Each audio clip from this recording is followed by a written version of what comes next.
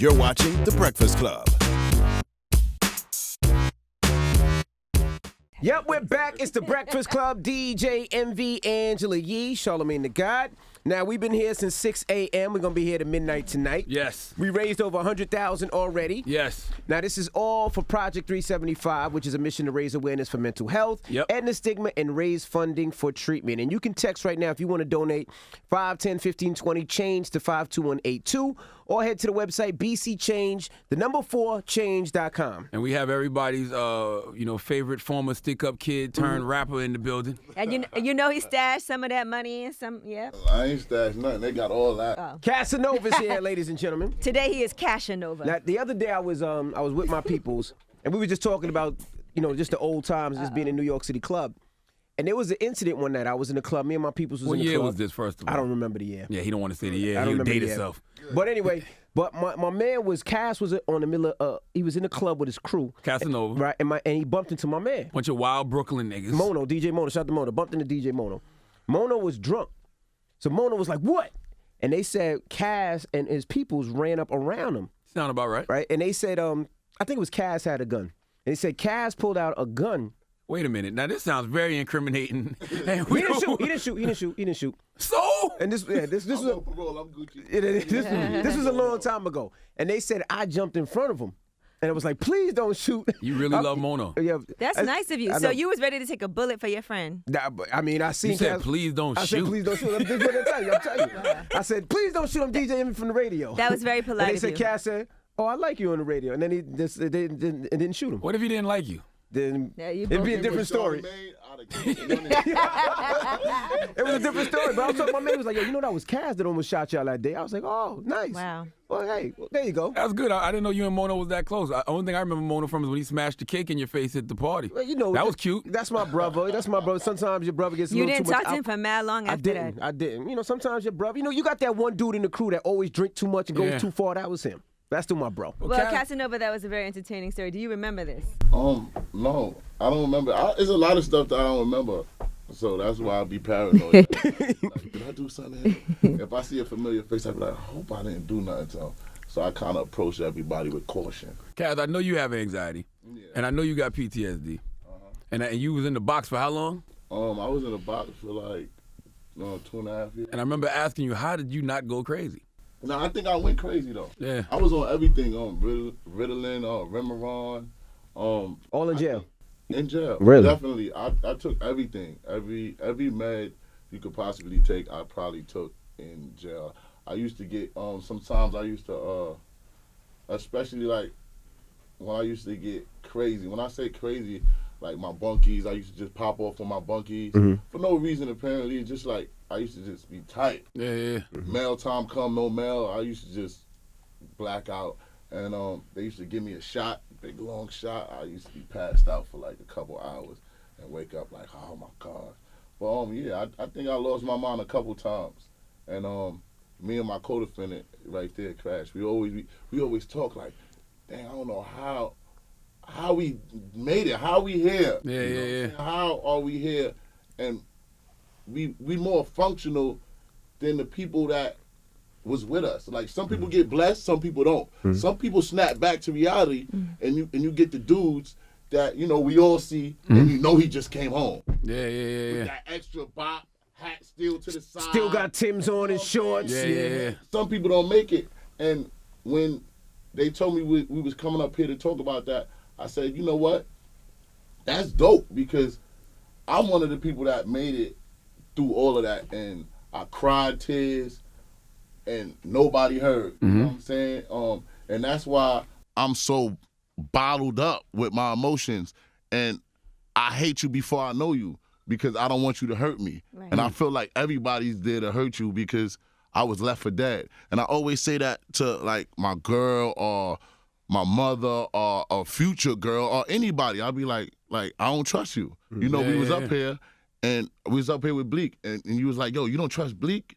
He the one that signed you. No, I don't trust you. Right. And it's wrong for saying that, but I'm hurt.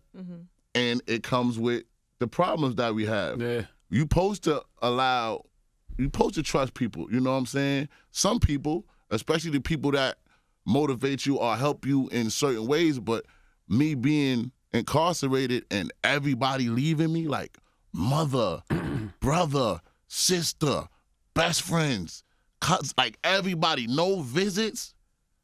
It's hard for me to trust people now. Like, but why didn't they visit? Did they feel like you kept doing the wrong thing and it was like you gonna learn now? Or no, it's hard. Like once you start, like I'm home now, it's hard to remember like, oh dang, I was supposed to mail out that money.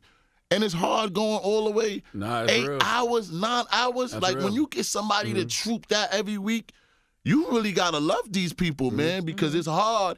And my mom said it in the documentary. I never asked her, it was always, it's still bottled up. I never asked her, like, yo, why you just can't come see me more often? Like, how you let me fight them demons by myself? And I felt like I was a mama's boy for so long. Like, I'll go rob something and run home to my mother.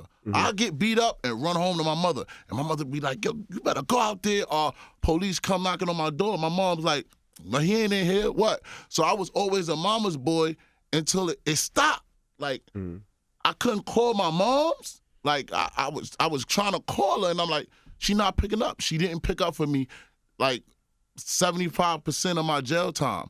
So it left me to deal with certain stuff by myself. To this day, I don't got life insurance. I don't got health insurance. I don't got some of the things that a mother or a father should teach you. Like, boy, you better get this, or boy, you better get your dental. I had to learn everything myself. I saw you getting your credit fixed like last year. Yeah, I definitely got that's how I was able to get a house. Yeah. But, you know, parents supposed to teach their kid that. Yeah. Nobody supposed to teach your kids that. And I had to learn everything by myself. And that put me in a whole different state, like an emotional roller coaster. Sometimes I just want to tell people how I feel, but I'm like, dang, they're going to use it against you. You need a therapist, guys. You know what I'm saying? I do. And that's why it was funny when I was like, yo, maybe I need a therapist, because sometimes you can vent to somebody that's not going to judge you. And a lot of people be like, yo, why would you tell him that? And I'll be like, because I didn't want to tell you. Right. You going to tell Charlamagne, and Charlamagne going to tell Envy. You know, that's how we look at it. So we bottle everything up.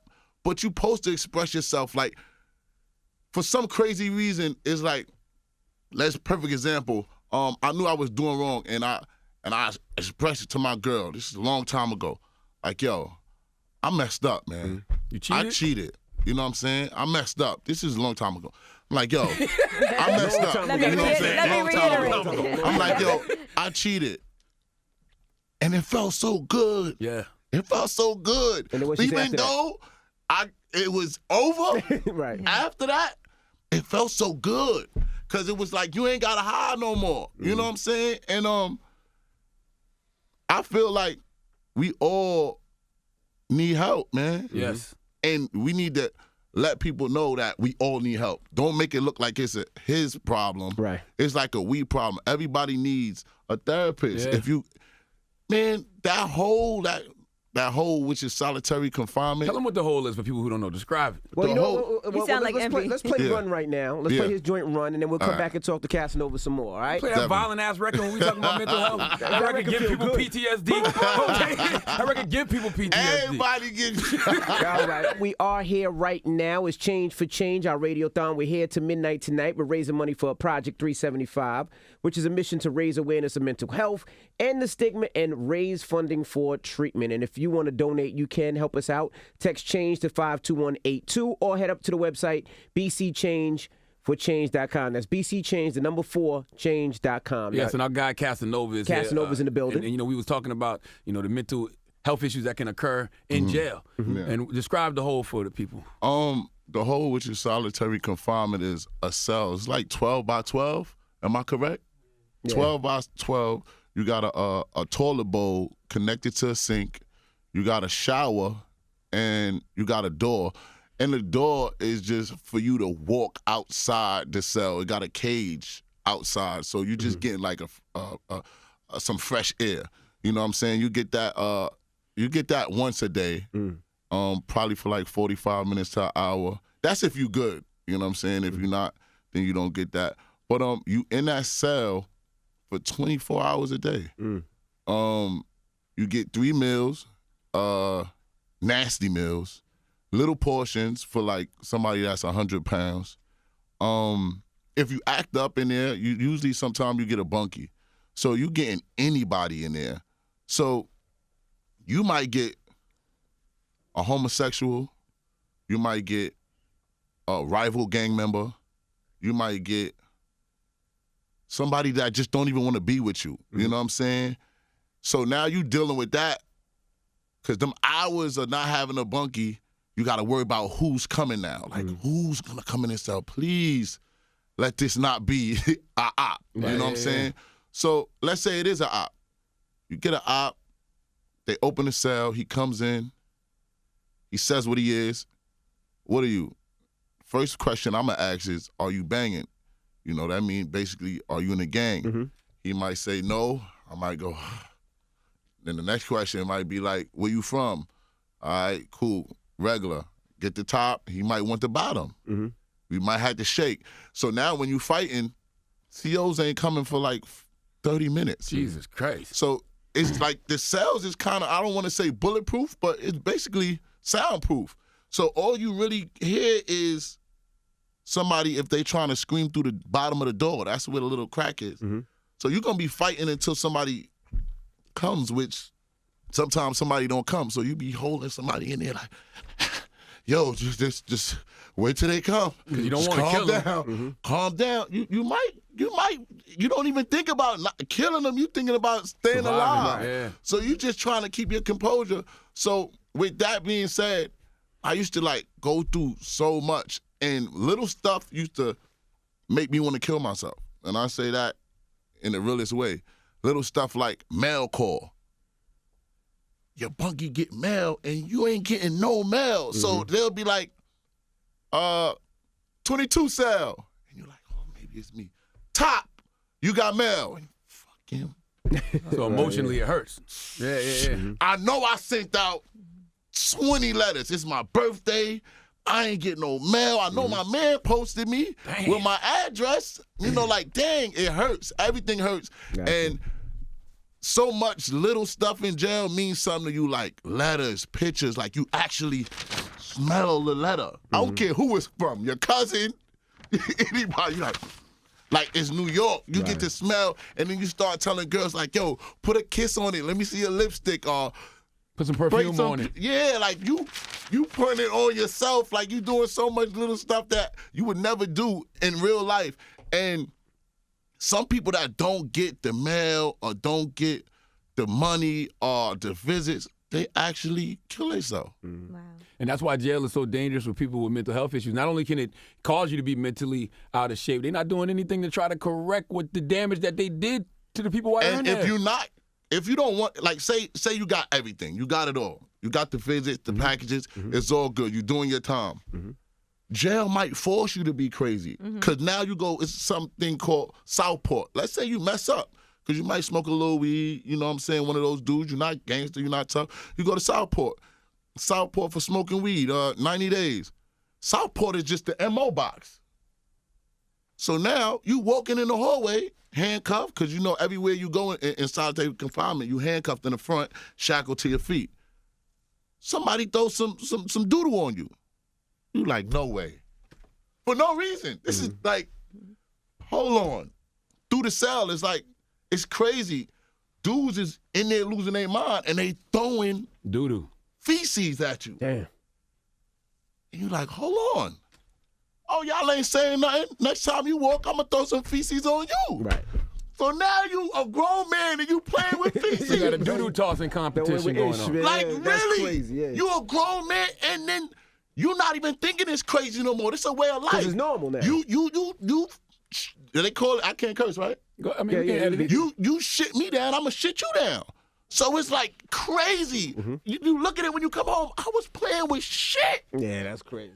You know what I'm saying? Like, it's so nuts. And again, the crazy thing is, even when I said, still got a scalpel in my ass crack, just in case they run up in my home, I'm going to run up in the house and cut a nigga for the phone. Like, jail, you really holding mad shit in your butt cheeks. And fuck that. Fuck that. If they come, you putting that thing all the way up there. So now joint of weed like this big. I got a little 2-3 razors like this big. You know what I'm saying? I got probably like $400 like this big. In the trunk. Why don't you just buy a wallet? It's jail, you idiot. Ain't no wallet. That's your wallet. That's your wallet. When you push that thing all the way up, that's the safe. That's the safe. You know what I'm saying? So all of that is really, like, it could really, because you have to live like that. It's no going in jail and saying, you know what, I'm not doing that. I'm just going to do my time. Mm-hmm. You got to cheek something in them cheeks, definitely, every day. So how do you decompress? How do you come get home? it out? Yeah. He said, how do you get it out? No, man, I'm talking about how do you get this whole mindset out of you? You need help. Yeah. And either you going to help yourself or you got to reach out to people. You got to be around people that's going to help you, man. I kind of helped myself and was around the right people because I did come home robbing again. Mm-hmm. I did come home like, what? And the people that I was around was like, oh, you bugging. If they would have been like, yeah, that's what I'm talking about, Kaz. Yeah, we lit. We got you back out here. I'd have been right back in jail. But I was around the good people. I was like, my nigga, we don't do that no more. we don't be robbing niggas like that. So I'm like, what niggas is doing? Credit card scamming. Yeah, niggas is like, oh, we lit over here. I'm like, what? Oh, I ain't gotta put no gun out. All right, all I gotta do is get a girl or something, and we lit. All right, we lit. Still a crime though. So what? It's a lesser crime than 10 to 15. Right. I'm gonna get a 2 to 4, do my push-ups, and come out, bro. Like, I'm good with that. You know what? You're very expressive, so it's interesting that you have issues like telling your mom how you feel about things because you can talk about Different it. level of vulnerability though. Right. There's a difference because I'm sure she's heard you say these things, but you guys have never had the conversation with each other. It's like you telling your nigga, baby, you hurting my pussy. And the nigga be like, man up, man. You always complaining. Like, dang, other girls don't do this. Like, when I'm doing it with somebody else, they take it. Like, you always... Like. So, again, you know what I'm saying? Like, he might not know he just killed your whole self-esteem or pride. So now you don't even tell him that no more. And now you hurting daily, and you just like, and I say that to say this. I did tell my mom, like, yo, Mom, like, letters. Like, Mom, please, man, come up here and see me, Mom. Like, I need you, like in tears, writing. If you don't man up, I'm like, I ain't even telling you no more. It's good. That's all you need to tell me. Like, I can't even show you it hurt. So now I don't show nobody it hurt. Even my daughter, like, it was crazy because on the documentary, the Revolt documentary, I just left her in the rooms. They was recording her, and she was like, yeah, you know, I just want to make my dad proud, whatever. I think it was at Chris Brown concert when I was on tour with him. And she went out and she ran around the stage and sung the song. She was like, I just wanted to make him proud because I don't see him a lot. And everybody thinks he's mean, but on the low, he's a big teddy bear. And I started laughing because I want to be a teddy bear. But I'm so hurt that I don't even want to show that. I don't know how to show that to my daughter. Because nobody showed that to me, all that wiping stuff off. I be treating my daughter like my nigga, like, yo, stop playing, get up, man. What are you doing? You gotta learn to love. And it was crazy because that's what messed me up in all my relationships. I ain't emotional, and maybe I'll be wanting to. I'll be feeling bad sometime. I ain't doing this. Yeah, all right, I'll holler at you later. You know what I'm saying? Because I'm so wrecked. And I feel like it shouldn't be that way. It should be you able to express yourself with your lady or your mom or your friend. It seems like you do that, though. I be seeing you on the gram with your girl.